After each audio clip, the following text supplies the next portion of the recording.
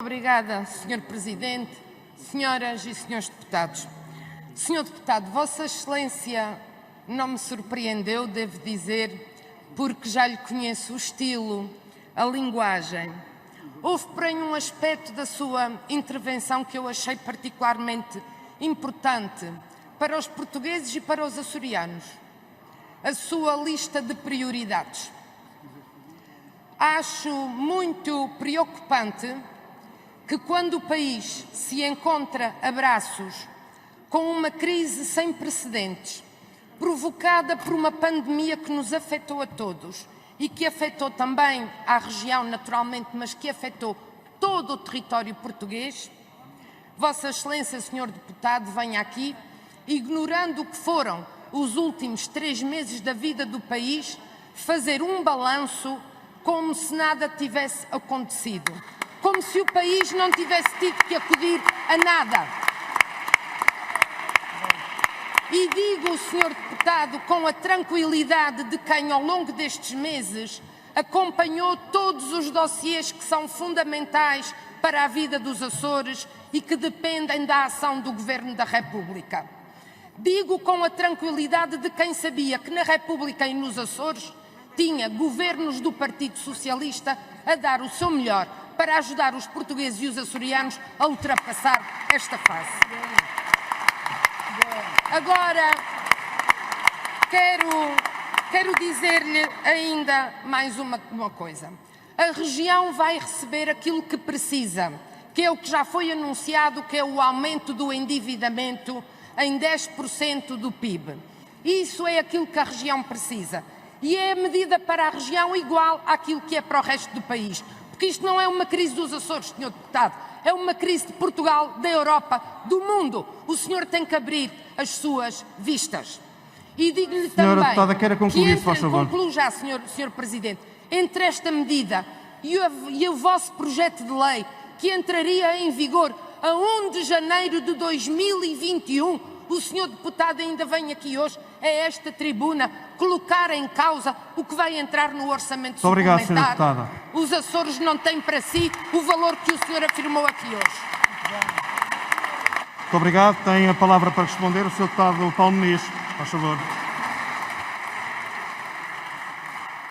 Muito obrigado, Sr. Presidente. Começo por agradecer a intervenção da Sra. Deputada Isabel Rodrigues e a mesma surpreende-me desde logo. De facto, como disse bem, nós estamos numa situação singular do país e, por esta razão, é completamente incompreensível que os únicos 3 deputados do PS dos Açores, e contrariamente aos da Madeira, votassem contra, sexta-feira passada, nesta Câmara, o aumento da capacidade de endividamento dos Açores para responder à crise, para trazer dinheiro às famílias e às empresas. Sra. Deputada, a senhora subjugou-se ao Partido Socialista e não defendeu os Açores. A senhora podia seguir o exemplo dos seus colegas da Madeira, que optaram defender a Madeira não seguindo as regras do Partido Socialista. Isto era a sua obrigação. Era isto que fazia defender os Açores e não vir aqui dizer que acompanha, porque o que a senhora acompanha todo o tempo que estamos no final da primeira sessão legislativa, na verdade, nós não lhe reconhecemos nenhuma iniciativa de valor que traga aos Açores a vantagem que era de esperar da sua participação. Portanto, a senhora deputada não deve vir aqui dizer que defende e na hora da verdade vota contra. Aliás, vota sozinha contra. Eu já lhe disse aqui que o voto está para a democracia como o algodão, não engana. Não vale a pena a senhora deputada vir dizer o que lhe apetece e na hora da verdade vota contra os açorianos. Muito obrigado. Muito obrigado. O próximo pedido de esclarecimento cabe ao Bloco de Esquerda, Sr. Deputado Pedro Filipe Soares. Faz favor. Muito obrigado, Sr. Presidente. Senhoras e senhores deputados, o Sr. Deputado Paulo Muniz ouviu na sua intervenção, trouxe um conjunto alargado de temas, não tenho a possibilidade nos 2 minutos de ir a eles todos, mas eu creio que há uma nota que perpassa a situação atualmente na relação entre o Governo Regional da Região Autónoma dos Açores e o Governo da República. E é estranha essa situação porque até são 2 governos do mesmo partido, do Partido Socialista. E eu gostava de ouvir a sua opinião, se o primeiro dos problemas neste relacionamento é a falta quase absoluta de diálogo. é que neste período de pandemia quase pareciam de candeias às avessas e aquele que deveria existir, que era um diálogo próximo, profícuo, parecia não existir.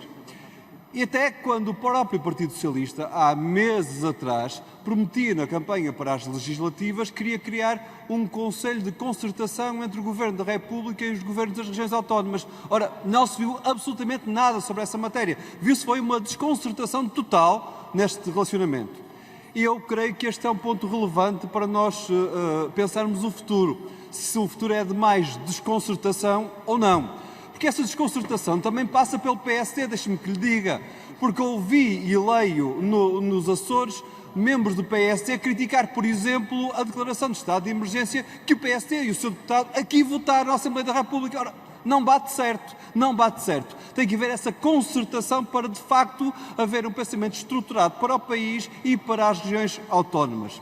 E sobre esse pensamento estruturado, e esta é a pergunta que lhe deixo, eu imagino que esteve e estará de acordo com a injeção de capital na SATA, porque é para isso exatamente que serve o endividamento adicional que está permitido ao Governo da Região Autónoma dos Açores. E para salvar um dos ativos estratégicos, que é a SATA, para transportar e para cumprir com a mobilidade necessária à região autónoma. Mas pergunto-lhe, é para fazer como o PSD fez com a TAP, para privatizar logo a seguir? É que ainda há semanas, na Assembleia Legislativa Regional, quando... Sr. Deputado, quer concluir? E termino com a pergunta, Sr. Presidente. Quando o PSD teve que votar sobre a suspensão da privatização da SATA, o PSD absteve-se. E eu pergunto se aqui o que está a pedir é mais dinheiro para salvar uma empresa para depois entregar a um privado qualquer, colocando em causa exatamente o valor estratégico que ela tem para os Açores. Muito obrigado, Sr. Presidente. Muito obrigado. Tem a palavra para responder o Sr. Deputado Paulo Muniz. Faz favor.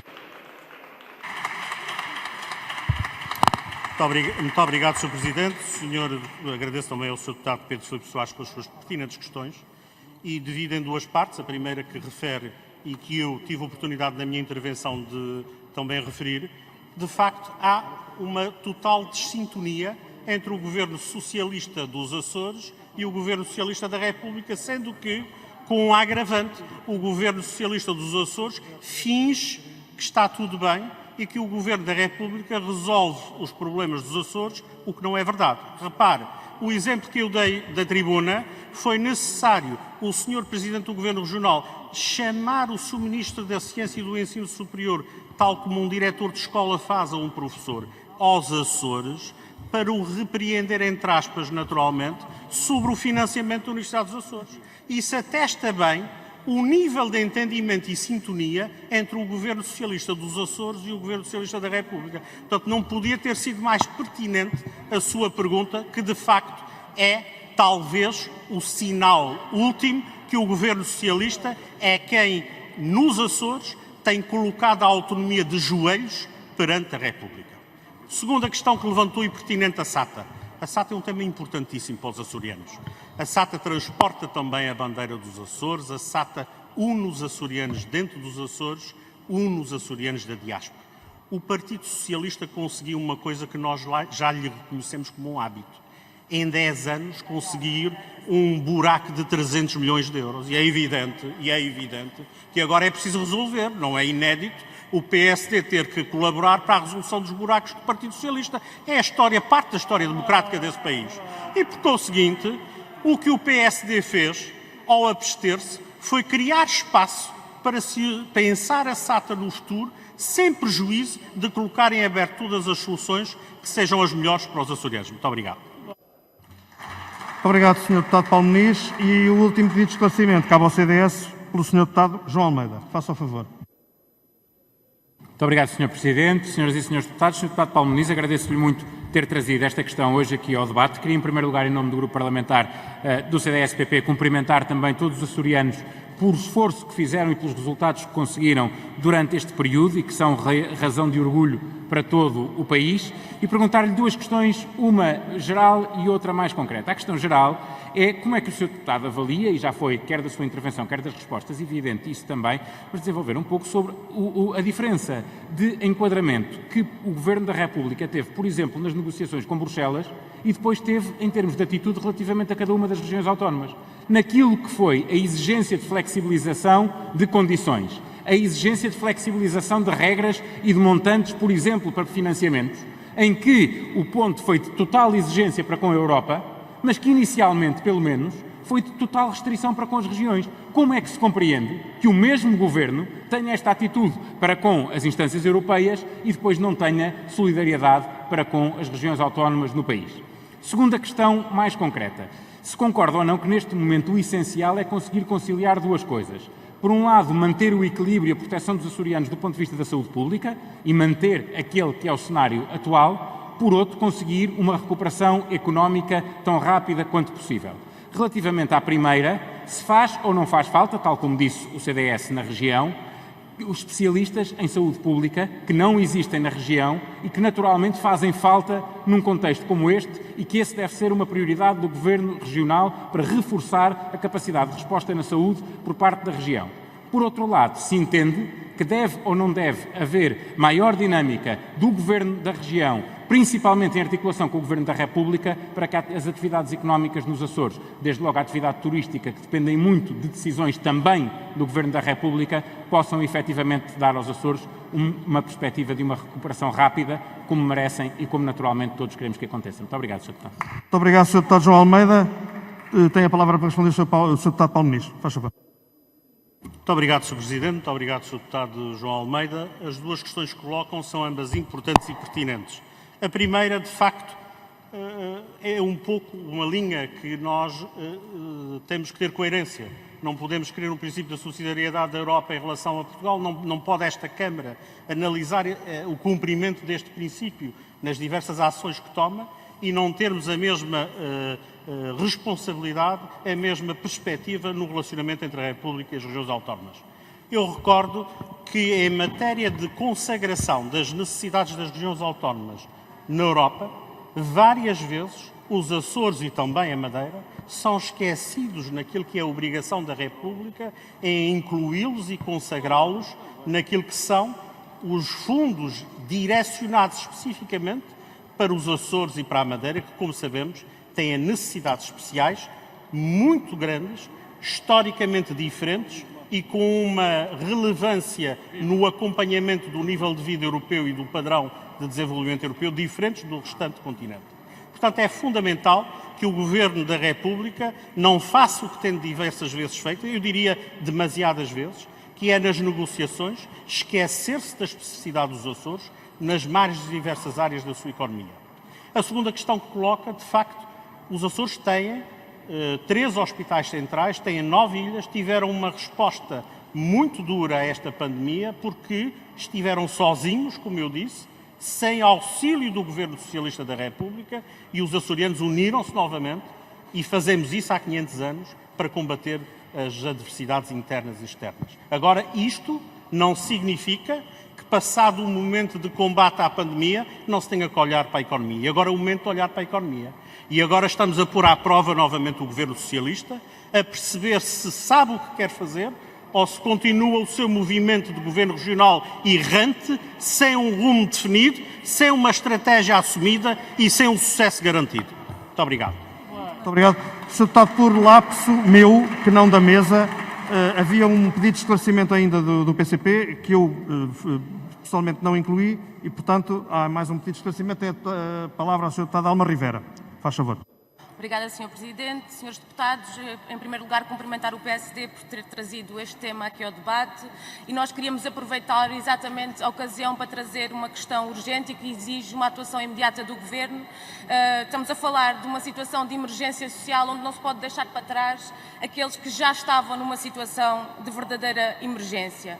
E é o caso dos antigos trabalhadores da COFACO. Em 2018, 180 trabalhadores foram alvo de um despedimento coletivo, numa economia frágil, pequena, como a dos Açores, em particular da Ilha do Pico, uma empresa que ali laborava desde os anos 60 e, portanto, para dar ideia da gravidade da situação, Só no Conselho da Madalena isto representou uma perda de 8% da população ativa e, portanto, isto tem as consequências graves, dramáticas, que são óbvias para as famílias e que dificilmente se conseguirão ultrapassar se entrarmos numa dinâmica e num contexto recessivo e de contração do poder de compra. E foi por isso que há 2 anos a Assembleia da República aprovou por unanimidade uma resolução no sentido de garantir um regime especial de facilitação do acesso, majoração do valor e prolongamento da duração dos apoios sociais aos trabalhadores vitimados pelo encerramento da COFACO. E no Orçamento de Estado de 2020, este ano, o PCP fez aprovar uma proposta de apoio social aos trabalhadores da COFACO. No entanto, chegados aqui ao dia de hoje, com todo o problema económico e social que conhecemos, o subsídio de desemprego destes trabalhadores está a chegar ao fim, alguns já terminou em maio, sem que tenha sido aplicada a majoração dos apoios aos trabalhadores. E o PCP questionou, fez ontem um mês que é feito desse apoio, ainda não obtivemos resposta e pensamos, como é óbvio, este não é o momento de esquecer quem mais estava fragilizado antes do Covid. E por isso é preciso responder a esta situação urgente. Estamos a falar de famílias sem rendimentos e perguntamos aqui se o PSD também considera urgente a resolução deste problema e que resposta vai ser dada concluir, Sra. àqueles Deputada, se faz que já favor. viviam a maior dificuldade. Muito obrigado. Tem a palavra para responder o Sr. Deputado Paulo Muniz, faz favor. Muito obrigado, Sr. Presidente. Muito obrigado, Sra. Deputada Alma Rivera. O tema que trouxe aqui na sua pergunta é um tema da maior importância, porque a indústria conserveira nos Açores tem relevância histórica, tem componente fundamental nas exportações. Os últimos dados indicam que representaram 70 milhões de euros de exportação nos últimos dados que se conhecem e, portanto, é uma indústria que contribui para a imagem de marca de qualidade e da atividade económica dos Açores. O tema em particular que traz afetou a Ilha do Pico, afeta particularmente o Conselho da Madalena. O PSD tem acompanhado esse processo desde o início, com iniciativas através da Assembleia Legislativa Regional, também aqui na Assembleia da República. É um assunto que tem merecido a nossa maior atenção, não só pela componente e dimensão social, porque num concelho pequeno, mas importante como a Madalena, tem o impacto desta crise, mas por outra razão que nos parece muito importante. Nós estamos a projetar os Açores no mundo e há mais de 100 anos a indústria conserveira, à parte dos laticínios e de outras indústrias, são imagens que trazem a marca dos Açores, o destino de qualidade e o produto único em todo o mundo há muitos anos. E não podemos correr o risco, para além de toda a circunstância social, de ir desmembrando essas indústrias que estão no ADN da nossa identidade industrial. Deixe-me dizer, no entanto, que há um registro, e o último que me recordo, do Sr. Presidente do Governo, em mais uma das suas encenações, ter ido à Madalena do Pico, reunir com os aparentes proprietários da fábrica para ver em planta o projeto da nova fábrica. Portanto, os Açores continuam a ter um Partido Socialista que vende umas imagens, que vende umas encenações, mas que no dia-a-dia é a pobreza que a senhora deputada e bem aqui trouxe. E agradeço-lhe por esse facto. Muito obrigado, Sr. Presidente. Muito obrigado, Sr.